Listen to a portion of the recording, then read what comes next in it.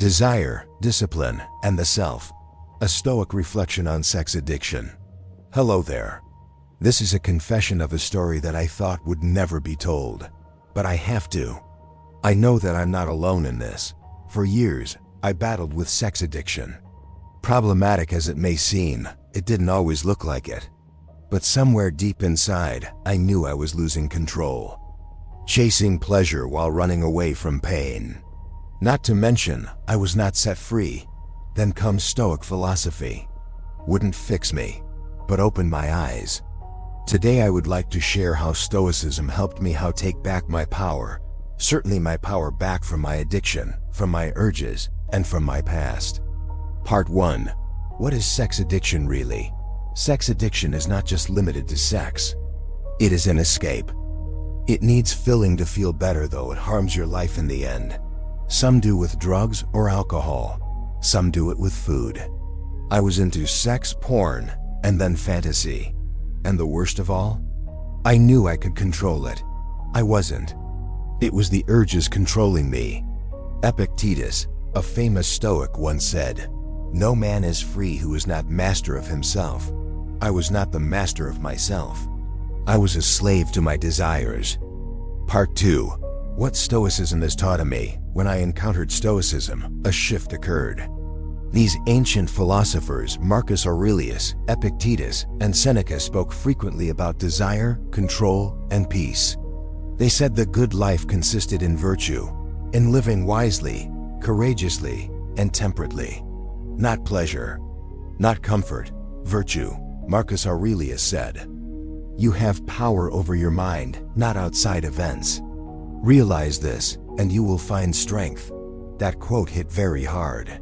I was trying to control the world outside of me, but not my own mind, not peace. I sought feelings. Part 3. The lie I believed. For a long time I held on to the lie that I needed sex to be okay, that I needed porn to feel alive, that I needed someone's body to feel wanted. But Stoicism reminded me, Epictetus, it is not things that disturb us, but our judgment about them. In other words, the problem wasn't with the sex. The problem was my thinking about sex, my belief that I couldn't live without it. That belief kept me in bondage.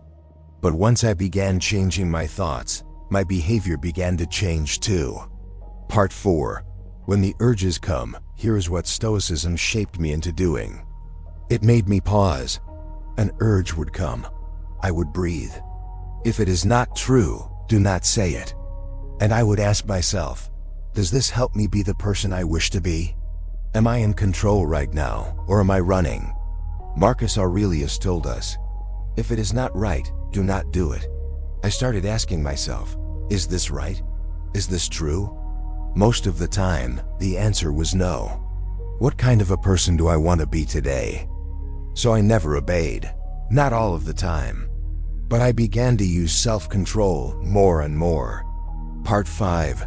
Little acts that helped. I would like to share a couple of very simple Stoic practices that have been useful to me. 1. Morning reflection. Each morning I would reflect and ask myself. 2. Evening journaling. At night I would ask myself, did I behave in a controlled manner today? What can I improve upon? 3. The view from above. It means that one looks at one's life from grander perspectives. Will this moment of joy count 10 years down the line? In most cases, no. Seneca said, no person has the power to have everything they want, but it is in their power not to want what they don't have. That quote reminds me, peace is not about getting more. It is about needing less. Part 6. You are not broken. If you have lived with struggles like I have, then it's important to know this. You are not broken. You are human. And humans seek comfort. But that comfort is far from the better thing Stoicism teaches us, the inner strength. It teaches us to stand tall, even when the urges scream.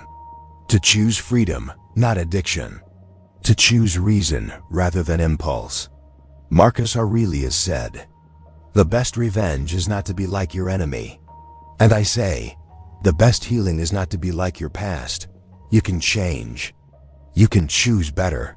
You can regain your power. And why did I tell you all this? Because you have to know, you are not alone. You do not need to stay stuck in the cycle. You can rise above your urges. You can walk in peace, not shame. You can master your mind, body, and choices. That's what the Stoics taught me. And that's what I'm hoping to pass on to you. It's a story about my sex addiction, but really, it's about finding freedom.